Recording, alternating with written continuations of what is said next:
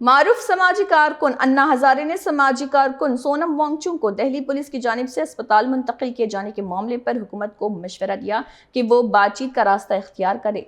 अन्ना हजारे ने कहा कि हुकूमत को किसी अफसोसनाक नतीजे का इंतजार नहीं करना चाहिए और बातचीत करने में कोई हर्ज नहीं। उन्होंने जोर दिया कि ऐसे मामलात में मुज़ाकरात और पुरअमन हल को तरजीह दी जानी चाहिए ताकि किसी नाखुशगवार सूरत हाल से बचा जा सके।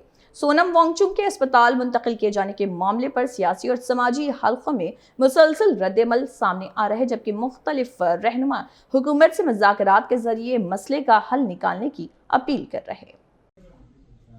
सोनम वांगचुक हे उपोषणावर बसलेत।